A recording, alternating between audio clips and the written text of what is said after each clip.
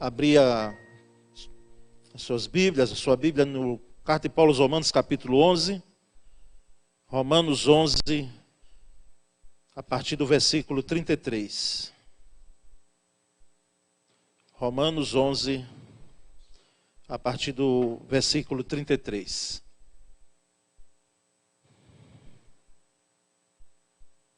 Eu quero crer que de fato aquele relógio está atrasado, não é? Depois nós vamos verificar melhor. Porque pregador já se empolga com, não é? Ali tem 9h54. Dê uma olhadinha rapidinho no seu aí, vê se não está. Não é? 6 minutos, não é? Mas então nós vamos dar o desconto. Romanos 11, 33 a 36. Eu vou ler em duas versões. A primeira que eu tenho aqui, não é voltada para a imprensa, de João Ferreira, depois a nova versão internacional, uma versão mais atual. Ó profundidade das riquezas, tanto da sabedoria como da ciência de Deus. Quão insondáveis são os seus juízos e quão inescrutáveis os seus caminhos. Porque quem compreendeu o intento do Senhor? Ou quem foi seu conselheiro? Ou quem lhe deu primeiro a ele, para que ele seja recompensado? Porque dele e por ele e para ele são todas as coisas. Glória, pois, a ele eternamente. Amém. Quero ler na nova versão internacional. Ó profundidade da riqueza da sabedoria e do conhecimento de Deus. Quão insondáveis são os seus juízos e inescrutáveis os seus caminhos.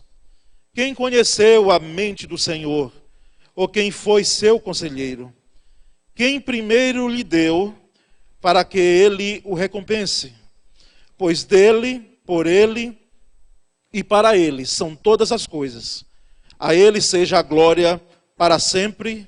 Amém. Vamos orar um pouco mais, Senhor.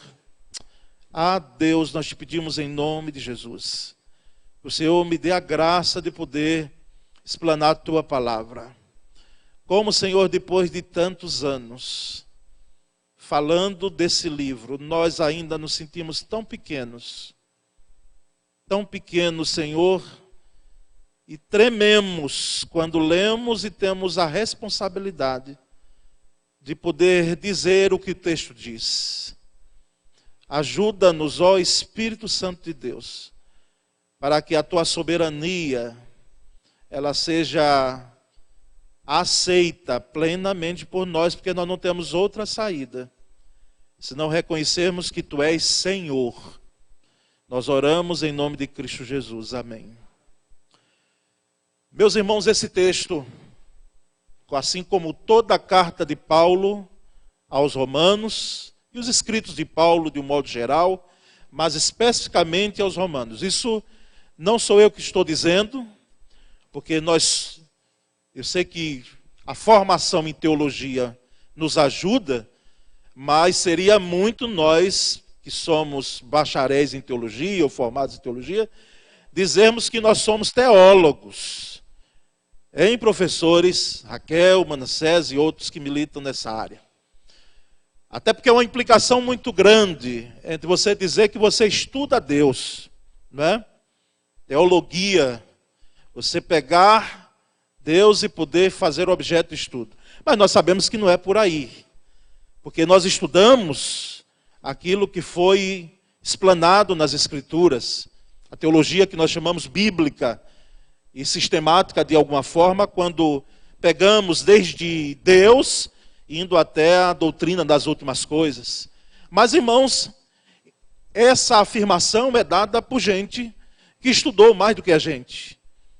Grandes homens estudiosos, biblicistas, que dizem que Paulo aqui chegou na sua profundidade de conhecedor da Bíblia, de conhecedor dos mistérios de Deus.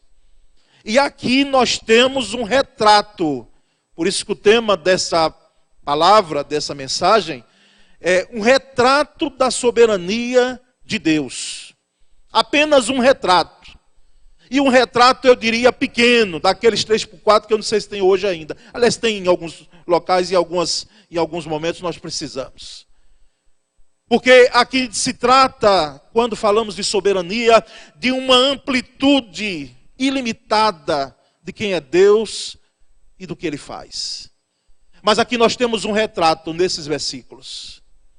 Inclusive, isso aqui é uma doxologia.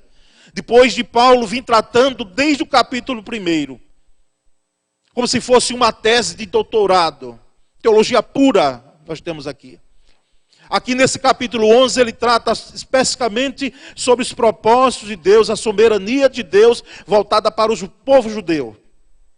E ele vai tratando desde o primeiro versículo do capítulo 11. E chega aqui, nesses últimos versos, ele faz uma doxologia que é um tipo de hino, de exaltação a Deus, de glorificação. Talvez na sua Bíblia tenha aí um hino de adoração, porque é isso mesmo que ele fez. Há quem diga que ele escrevendo, ou Técio escrevendo, porque Técio foi, não é, o escritor e ele foi ditando. Por isso que, um parênteses rápido aqui, caiu uma vez, eu coloquei no provão bíblico, quem escreveu a carta aos Romanos? E aí botei Paulo e Técio. Não é? E alguns botaram Paulo, e quem escreveu foi Técio. Paulo ditou, mas eu sei que nós podemos conversar sobre isso, porque a autoria é de Paulo. Técio apenas foi o amanuense, o escritor. Mas, irmãos, como notamos essa profundidade dessa teologia sobre a soberania de Deus colocada aqui nesses versículos. E ele, para mim, ele se tornou, já era objeto de leitura, mas se tornou algo memorável, diante de uma tragédia que nós passamos aqui, no mês de setembro de 2000, aliás, e 8. Nós tínhamos acabado, naquele ano, de assumir a igreja interinamente. E no mês de setembro daquele ano, Paulinho, aqui, o seu corpo saiu naquela tarde daquela quinta-feira, e o pastor Jabes pregou justamente em cima desse texto. Há 11 anos atrás. Foi justamente esse texto o objeto da pregação naquele templo lotado que estava naquela quinta-feira. Irmãos, o tempo aqui, e seria necessário uma conferência, e seria necessário um ano todo.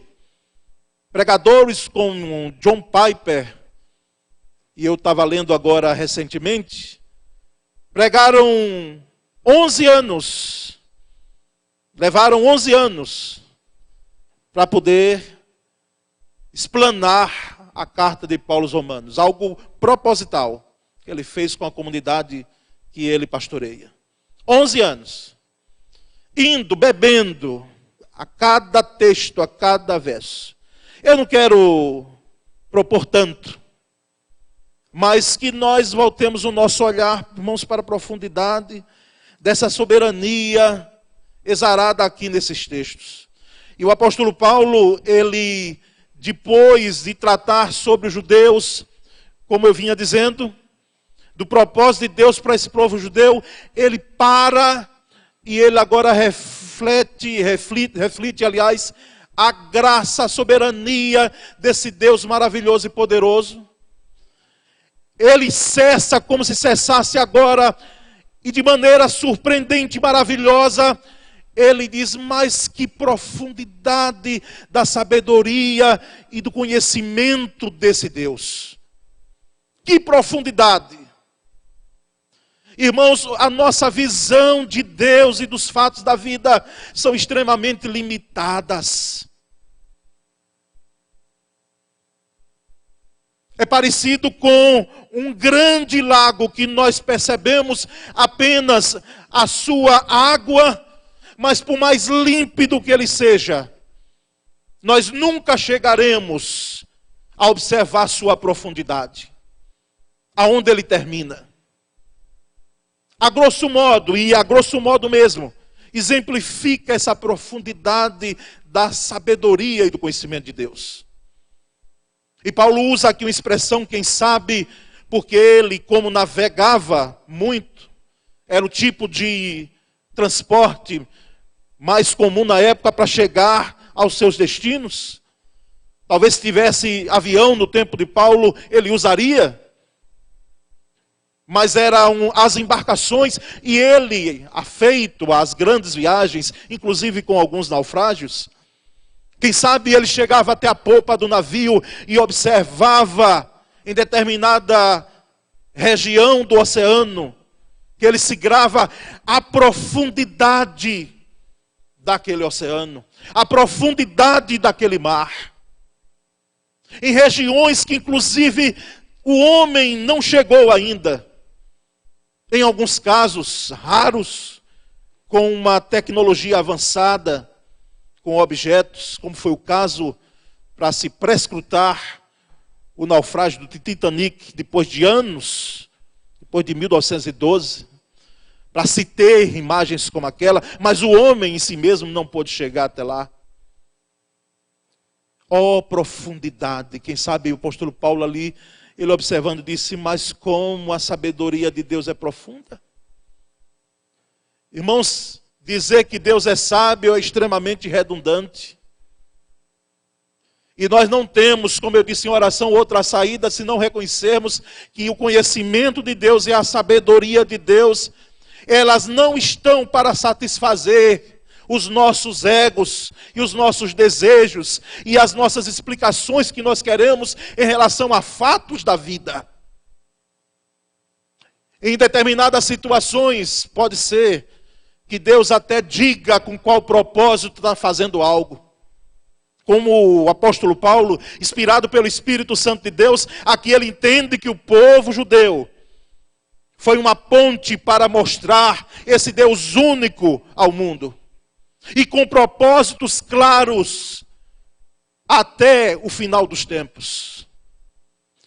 Mas, irmãos, notamos também claramente, dentro desse foco da soberania e do conhecimento de Deus, que Deus parece que não tem pretensão alguma de deixar claro minuciosamente para nós o que Ele faz ou deixa de fazer. É como se dissesse para nós, aliás, de fato é dizendo para nós, eu sou soberano, eu sou Senhor,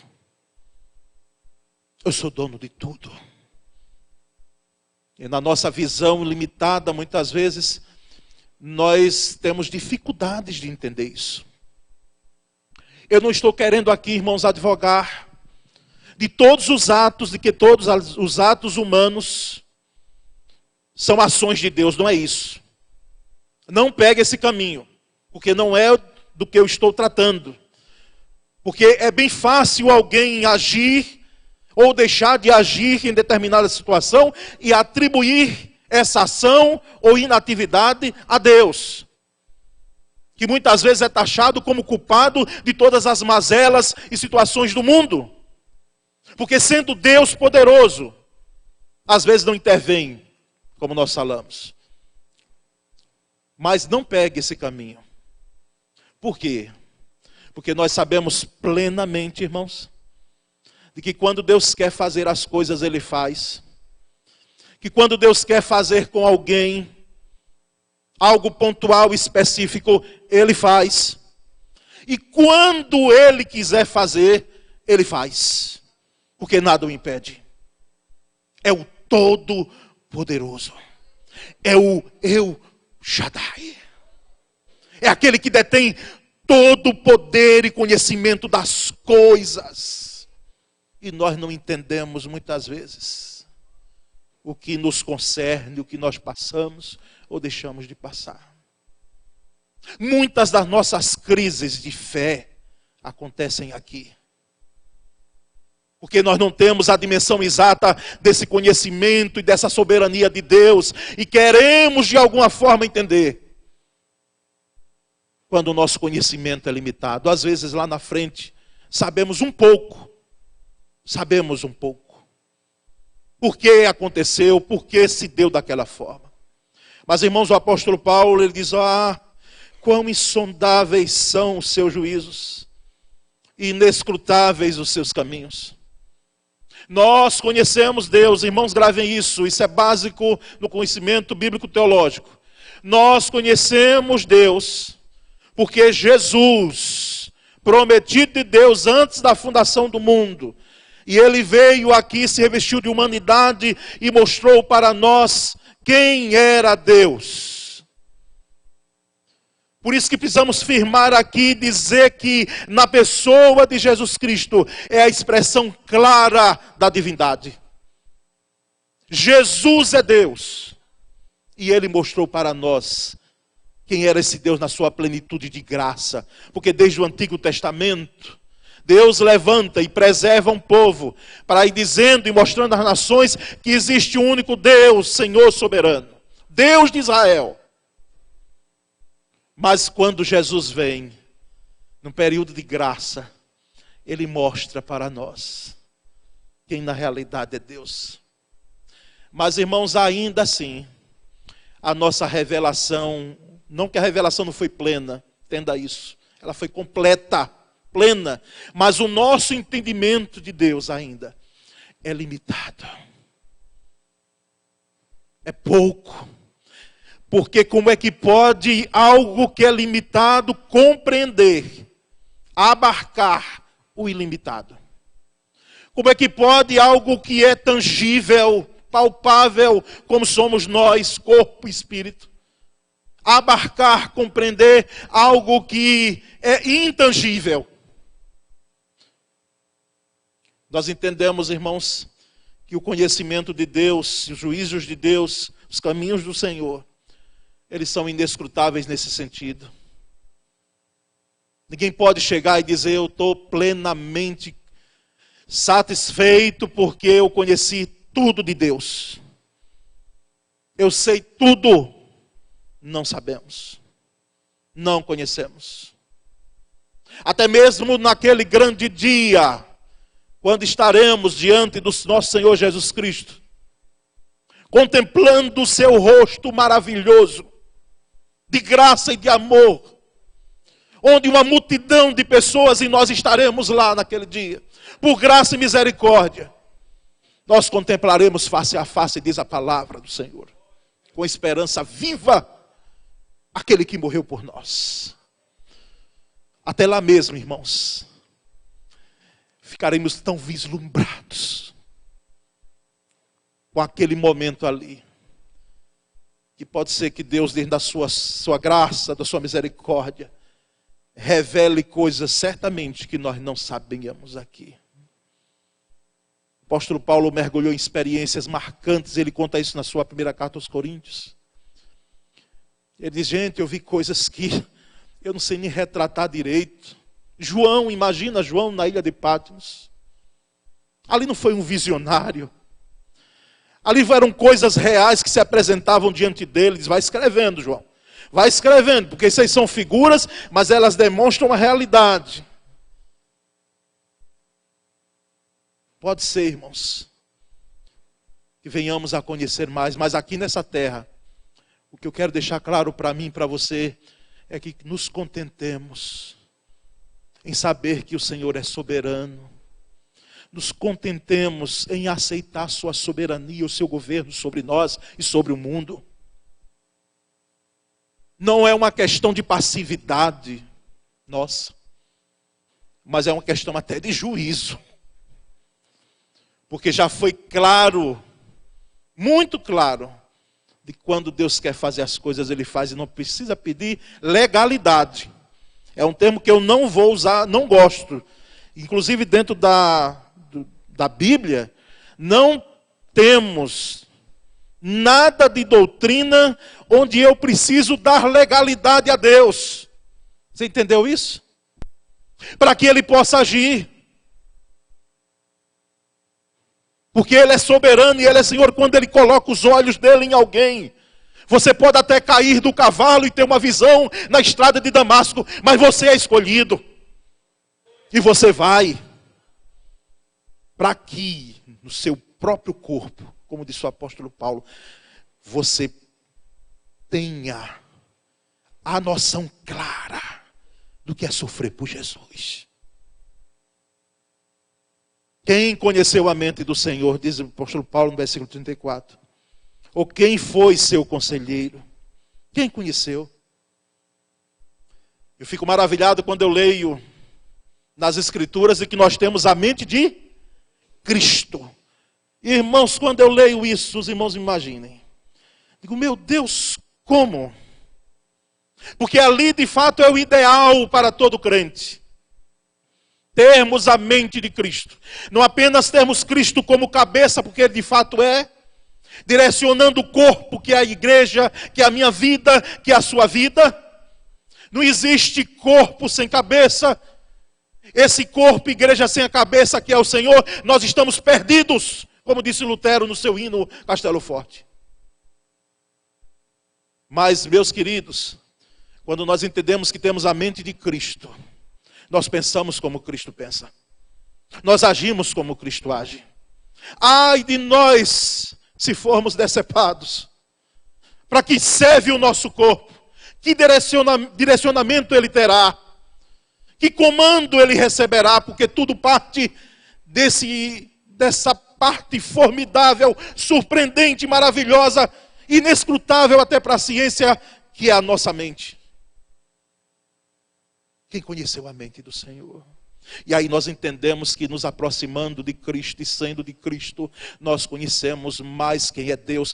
Por isso que o profeta Oséias, há anos atrás, ele já dizia, conheçamos e prossigamos em conhecer ao Senhor. Conheçamos e prossigamos.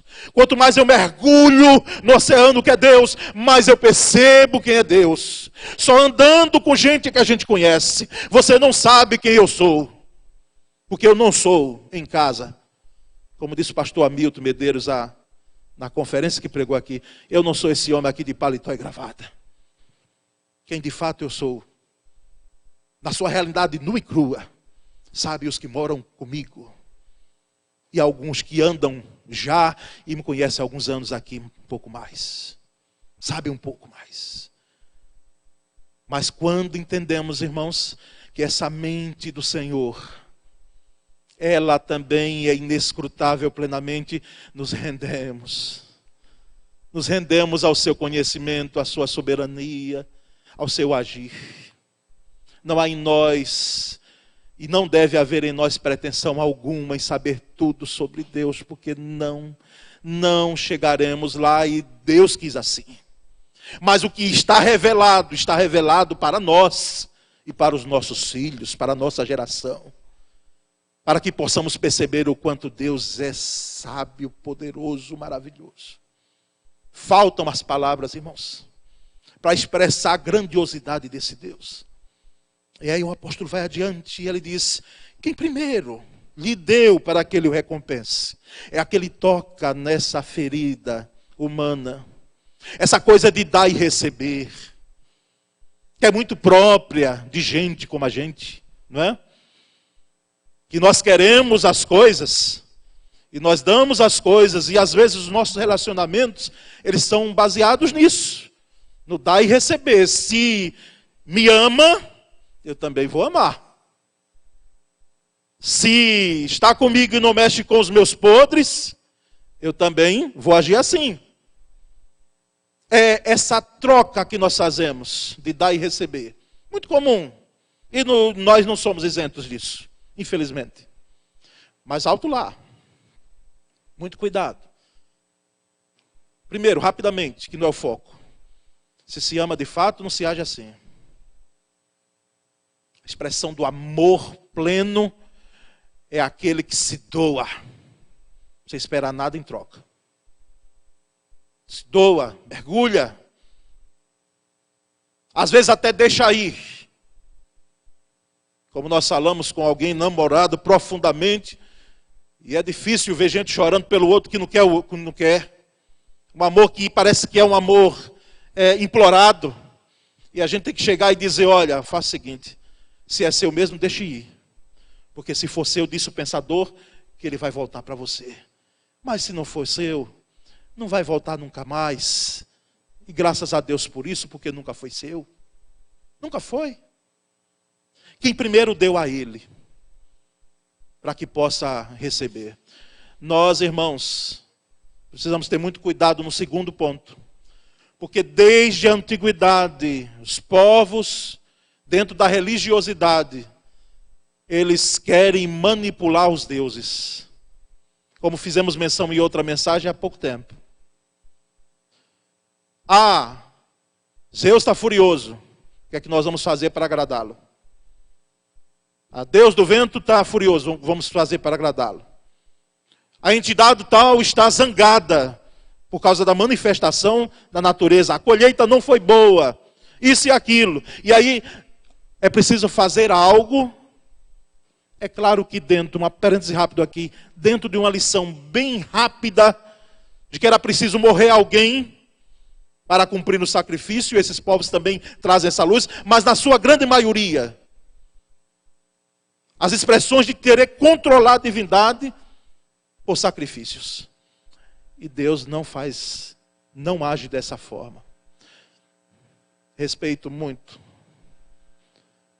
católicos, praticantes, porque a grande maioria, infelizmente, nominal, que fazem as suas penitências, como tivemos agora, Divina Pastora, gente andando descalço, fazendo isso, fazendo aquilo, dentro da fé, da convicção deles. Anos atrás eu ia para Itaporanga, tempo que não tinha carro, e alguém ia perto de mim e disse: eu estou indo para Itaporanga e vou voltar perto. Eu digo: por quê? Ele disse: não, porque eu fiz um voto e preciso pagar. Entendemos isso. Dentro da teologia católica, eu como pastor preciso entender. Nós precisamos. Agora, com Deus não se trata dessa forma. Porque nós não temos como dar alguma coisa, nem mesmo retribuir. Por isso que o salmista ele diz: eu que darei eu ao Senhor por todos os benefícios que Ele me tem feito. Tomarei o cálice da salvação e glorificarei e exaltarei o seu nome na presença do povo dele. Ali, em outras palavras, está dizendo: eu faço uma aliança, eu dou o que eu tenho, eu dou o maior bem, eu dou a minha vida. Porque, diga-se de passagem, que a única coisa que nós percebemos, isso eu aprendi com o pastor Jabes aqui, pastor, e lendo nas Escrituras, a única coisa que Deus pede a nós é o nosso coração. Filho meu, dá-me o teu coração. Porque Deus sabe que se o nosso coração não estiver nesse foco que é Ele, nós estaremos perdidos mesmo. Quem foi que deu a Ele? Nessa crise, irmãos, que nós cremos que vamos passar. Estamos saindo, em nome de Jesus. Muitas empresas fechadas. Muito tudo. Mas algumas igrejas. Ouvimos relatos de alguns colegas, de porque não havia um gostar do pastor por alguém ou por alguma família, aí tranca os bolsos, não entrega dízimo e oferta. É uma estratégia maldita, né, usada por alguns. Igrejas pequenas. Não vou não entregar o dízimo porque eu quero ver se ele não sai. Porque o meu dinheiro, é com o meu dinheiro que ele é sustentado. Quem foi que deu primeiro a ele? Você pensa, eu digo com muito amor, estou dizendo para mim, estou pregando para mim, irmãos. Você pensa que o seu dinheiro, você pensa que o seu talento, você pensa que os seus dons, eles são satisfatórios plenamente para que Deus olhe do seu trono de glória e na sua presença em que estamos aqui e diga: eu vou abençoá-lo muito mais, porque você é muito bom no que faz.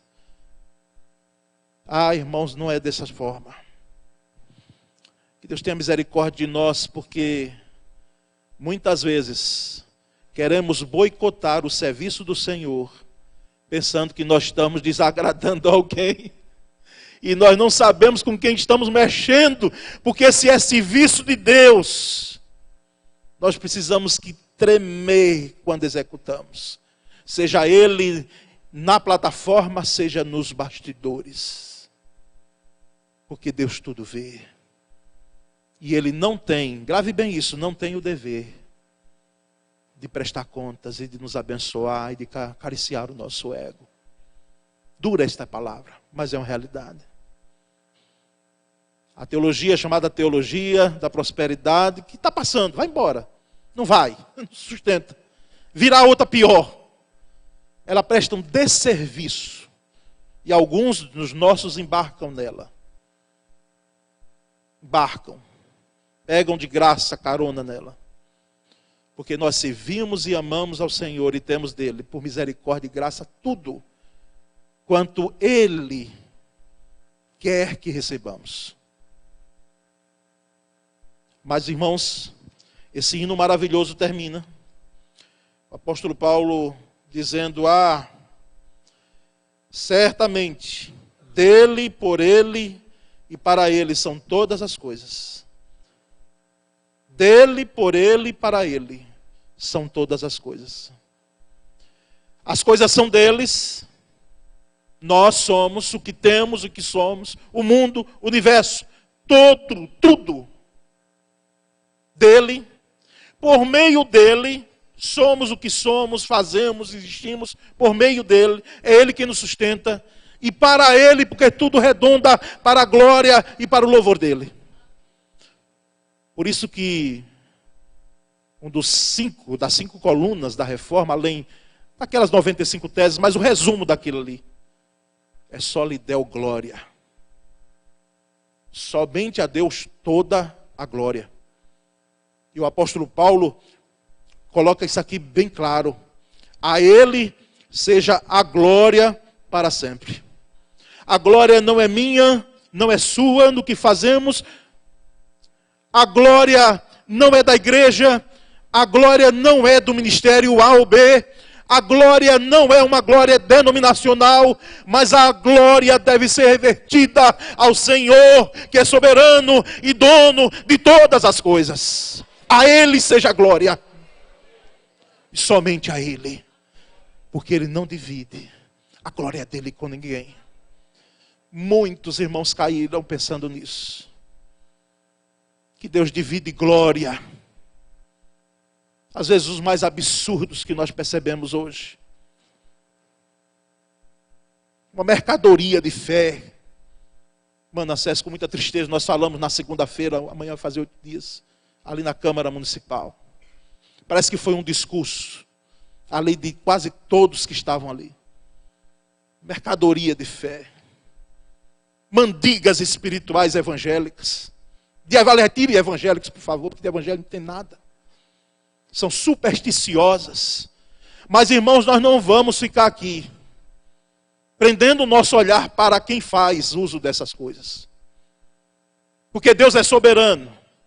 Cabe a nós, como igreja do Senhor, primeira igreja batista de Aracaju, aqui a Rua Lagarta, espalhada em toda Aracaju, e fora dela, nós concentrarmos e continuarmos concentrando o nosso olhar no trono da graça do Senhor.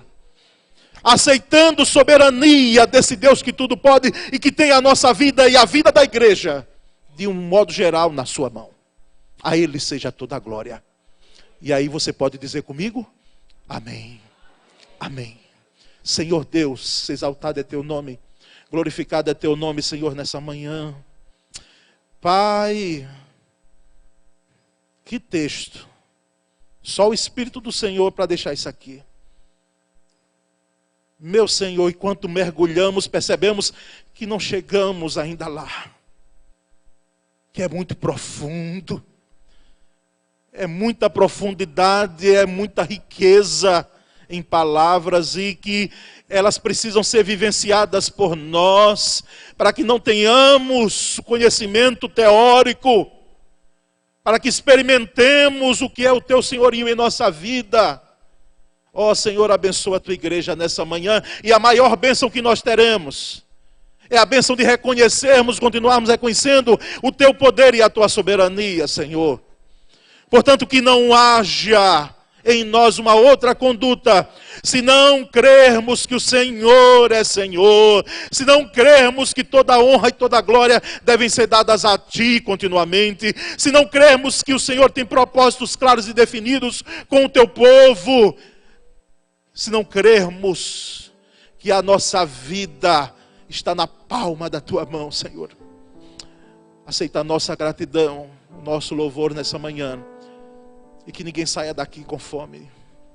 Alimenta o Teu povo, Senhor, nessa manhã. Nós oramos em nome de Cristo Jesus. Amém.